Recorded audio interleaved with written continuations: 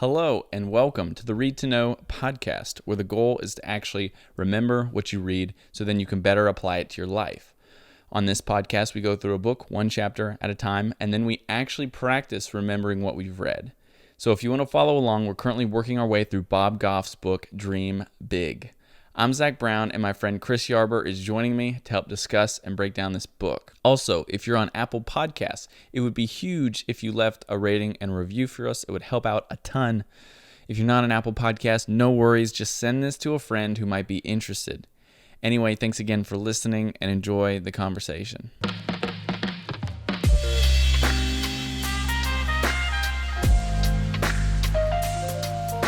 Zach, you brought something pretty cool into the studio today.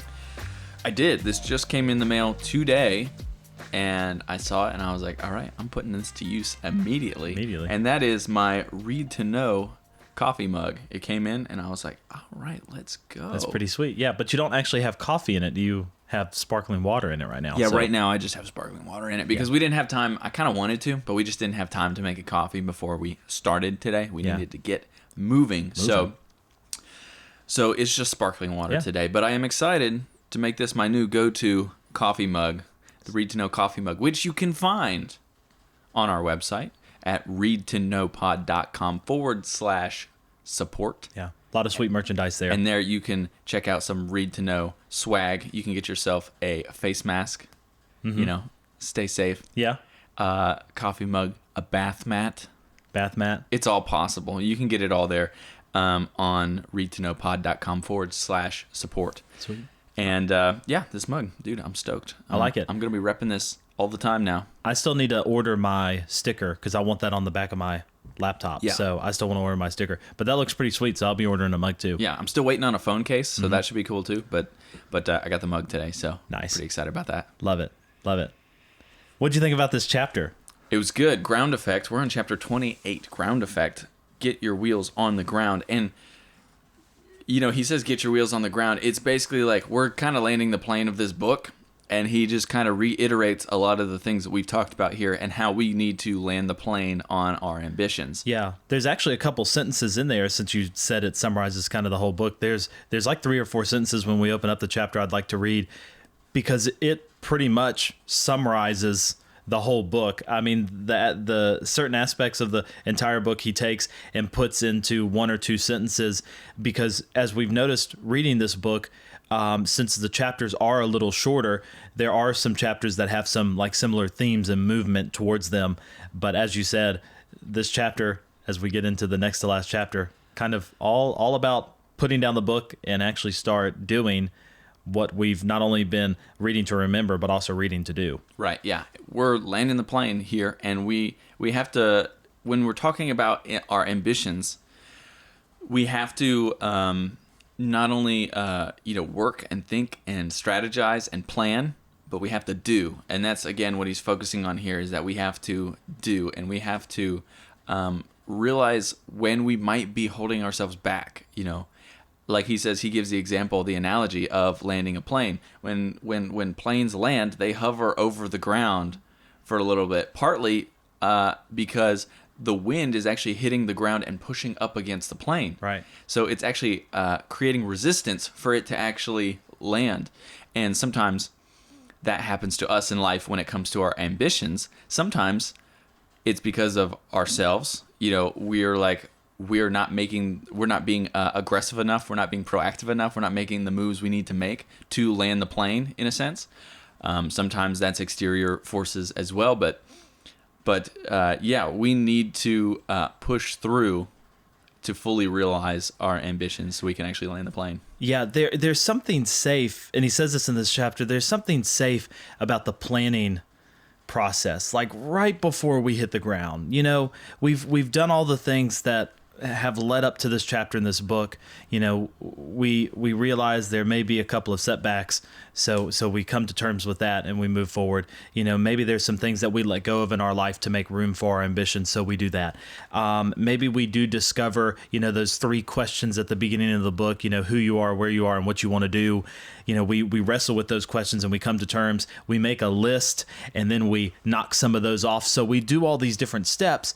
And then we began this planning process, a very specific planning process to how we're going to confront and move forward in our ambitions. And there's something really safe to that, something that, we don't quite sometimes want to touch the ground. We wrestle with the ideas that we have going in our mind, but when it actually comes to putting those into action, there's something safe about just kind of hovering over them and talking about them, but not doing anything. I think it's a lot easier to talk about. He says in here to surround yourself with people who love and love well, and that you should surround yourself and tell people around you about the ambitions that you're starting to journey on.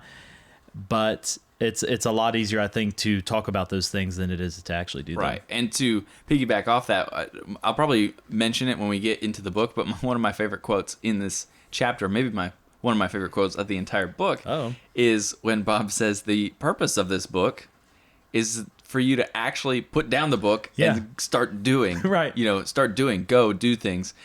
He doesn't want us. The purpose of this book and the reason why we're reading it is not so that we can just sit and read and learn and listen all day, but to actually then be inspired and be provoked into action, into doing, and not just doing just because, but doing something meaningful. That's what it's kind of this chapter is kind of an encouragement in a sense of, just like, all right, we've done the legwork now. Right. Let's just get going. It's now time to get moving. Yeah.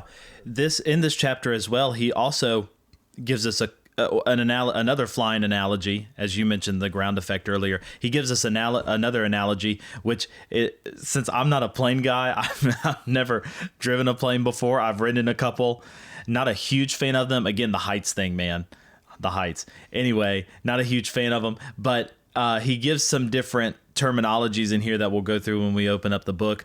But when it comes to moving forward in our ambitions, really, he tells us, point to where you want to land and keep your eyes on them, because in life, on our journey towards our ambitions, it's really easy to get distracted. It's really easy to lose focus of where we're going. And slowly, as we put down this book and pick up our ambitions, slowly what can happen is we can, in a sense, forget some of the lessons that we learned in this book. So this book definitely is a book that, we put down and we start doing the things that are written in it. But at the same time, there are going to be chances in which we need to reference back to this book and say, oh gosh, I picked up some things that kind of don't feed my ambition, so maybe I need to let those go. Or, I really need to get back to having a focus on relationships and having those healthy balances with other people. And so I need to get back with that. So put down this book, point to wherever you're wanting to land and keep your eyes focused on that. And also don't be afraid, though, to pull out this book again and reference it if you feel like you may be losing track. Right. Yeah, that's the great thing about this book is that we can pull it out and we can reference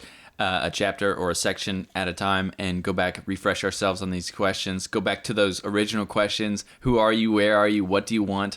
Continually asking yourself that, like we talked about in those chapters. And then continuing with the example that you were talking about, he gives this plane analogy of, he says, when the engine fails on a plane, you need to pitch, pick, and then point. Mm-hmm. That's what they told him. So when the engine fails, you need to pitch, which basically means point the tip of the plane downwards, actually towards the ground, which is counterintuitive. Yeah, you would not naturally do that. Like, if your plane just stops working, of course, you're going to want to jerk up on that thing so that you try to, but that could stall the engine, he says, and you could just, drop down. Yeah, and in order to actually smoothly, glide onto the ground, you need to pitch the airplane, which seems counterintuitive because, again, he gives this analogy for us in our ambitions. Seems counterintuitive because we think we need to pull back, but maybe we need to lean in. Yeah. When the in a quote unquote the engine fails, whether that's burnout or something else, something has come to a head, and with our ambitions. The second thing we need to do is pick. He needs to pick a location where you're going to land the plane, because if you're not choosing a location, you have no say in where it's going. You know what I mean? You have to intentionally choose, all right, that's what I'm aiming for, because otherwise, as he says here, and the same thing in life, if you're not aiming for anything, you have no control over where you're going. And we need to do that as well. Yeah. And then once you find that location, you point to it and you focus on it so that you try and hit that as much as possible. But that's the analogy that he gives here for this chapter as we get close to wrapping up this book. So let's go ahead and pull out the book and take a look at a few of our favorite quotes from this chapter. Yeah. By this point in the book, I love that he includes this in this chapter. By this point in the book, after kind of the first section, if you want to go back to the first section, we can. But he says, you probably have some trustworthy answers to life's three big questions, as we mentioned earlier. Who are you? Where are you? And what do you want?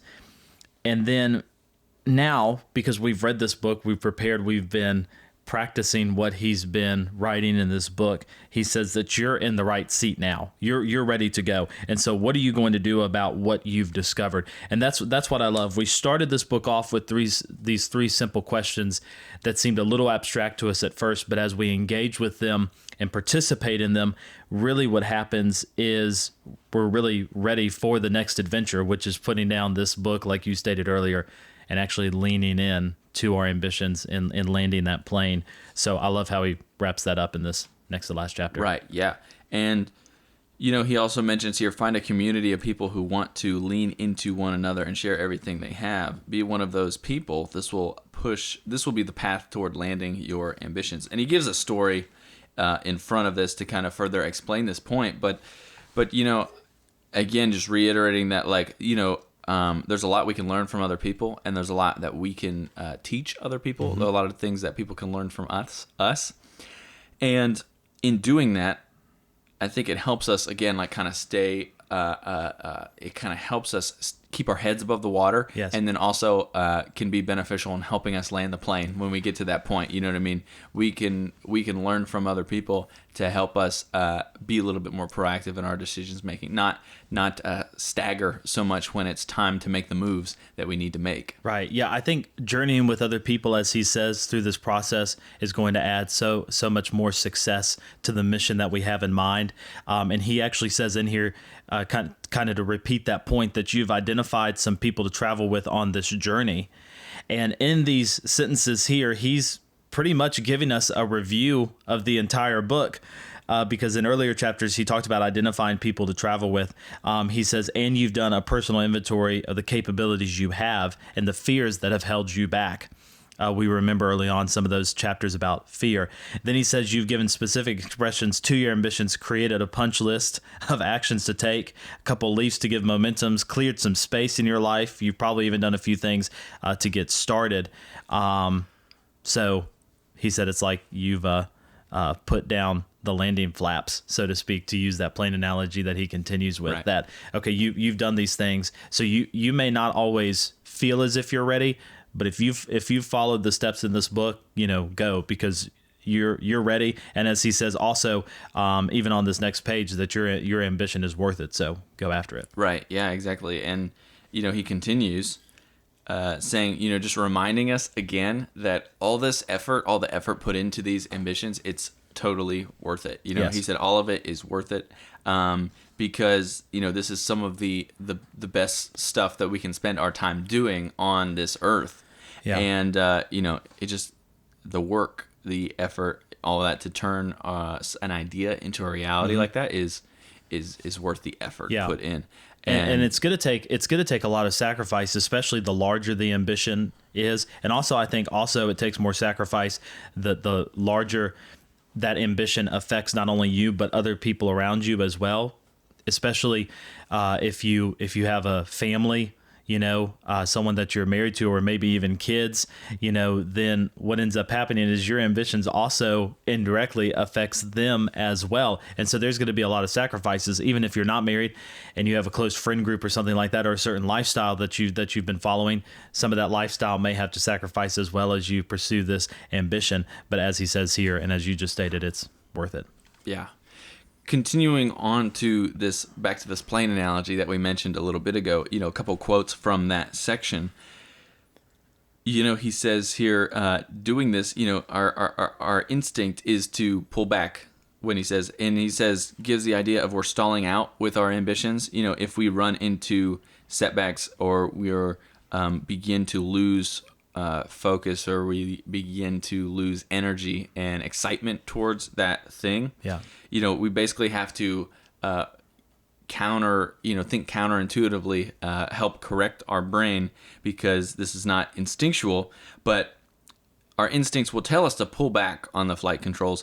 But the thing is, when we stalled out with our ideas, it's easy to pull back when it happens, but you have to learn to, as he says, pitch forward and kind of lean into those even more. And then again, with pick, if you don't pick a place, you'll lose the opportunity to influence the outcome. Same is true in our lives, that he said he's felt the most disoriented when he hasn't picked where he wanted to land with his ambitions. Mm-hmm.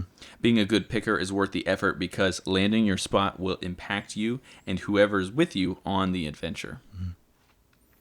Then the last one is pointing, and it sounds simple enough, but flying and in life, it's easy to get distracted. We're all prone to wander. Our eyes wander, so do our interest and attention.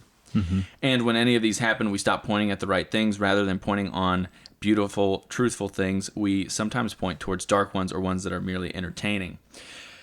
So, again, just kind of a little simple thing to help get you back on track, help point you in the right direction. When you are struggling or distracted or unexcited about your ambitions or ideas, go through those things, lean in a little bit, pick where you want to be, refocus on what's important, go back to your why. I think, go back to the, who are you, where are you, what do you want? Go back to those questions, and then refocus, re-energize, rest if you need to, and then get back to work on what you want to be doing. And again, those three kind of things, it kind of encapsulates literally all these chapters that we've been talking about. It does. In that you can pull out, analogies from all those different chapters that apply to those three things right there: pitch, pick, and point. Yeah. Just pick something, I think, is what he's also trying to say, because he says here close to the end that instead of picking everything and aiming at nothing, I mean, be very specific with what you pick, instead of picking everything and aiming at nothing. Because in earlier chapters before, we talked about how we can try in life to chase a couple crazy ambitions, large, medium, or small, instead of trying to be a jack of all trades, so to speak. He says that I need to pick something worth pointing all my energies at. And how much more good we can do, not only for ourselves, but also for others when we do that. So don't pick for everything and aim for nothing. Pick a place to land and keep your focus on it. Right, exactly. Yeah. And that's that's pretty much the gist of this chapter. That is. It summarizes the whole idea of the book pretty well. And like he says, he also says the ultimate goal of this book is for you to put it down and get going. Yeah. Hopefully that's what we'll all do. Yeah, hopefully. Those of us listening and us here as we're reading as well. this. Yeah, certainly have. And that's chapter 28. Yeah. 29. Go ahead. Yeah, let us know if you guys are listening, following along, you have any ideas, any thoughts you'd like to add to the conversation when it comes to this chapter. Ground Effect. Feel free to reach out to us and join in on the conversation at readtoknowpod on all social platforms. Also, you can email us, readtoknowpod@gmail.com. We'd love to hear your feedback. Yeah, and join us tomorrow for chapter 29, entitled Matters of the Heart, a really touching short story that he shares in this. And if you're reading along with us, there's also an epilogue afterwards that's like one page. Right. Be sure to read those together because they do connect. But a really touching story we'll be talking about tomorrow to wrap up this book. Yep, that sounds good. Thanks, guys, for listening. We appreciate it. And as always, we'll see you tomorrow for the last chapter, chapter 29, Matters of the Heart.